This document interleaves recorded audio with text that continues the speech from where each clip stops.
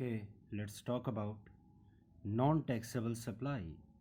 Non-taxable supply define है section 2 clause number 78 of the CGST act.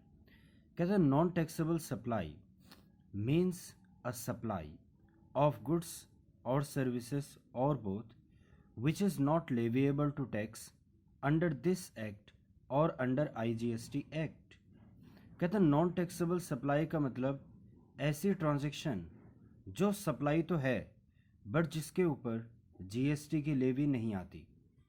Levy यानी कि जिसके ऊपर GST का चार्जिंग सेक्शन अट्रैक्ट नहीं होता। चार्जिंग सेक्शन मुझे बता सकते हो? जी हाँ, CGST act, under this act यानी कि CGST एक्ट। CGST एक्ट का सेक्शन नंबर 9 चार्जिंग सेक्शन है और IGST एक्ट का सेक्शन नंबर 5 चार्जिंग सेक्शन है।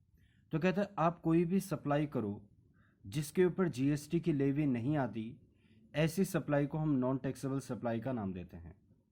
जैसे अगर आप एल्कोहलिक लिकर की सप्लाई करोगे तो ये सप्लाई तो है, ये section number 7 subsection number 1 clause number A में सप्लाई तो बन जाएगी ये ट्रांजैक्शन, लेकिन इसको हमने GST की डेफिनेशन से एक्सक्लूड किया है, इसके ऊपर GST की लेवी नहीं आती।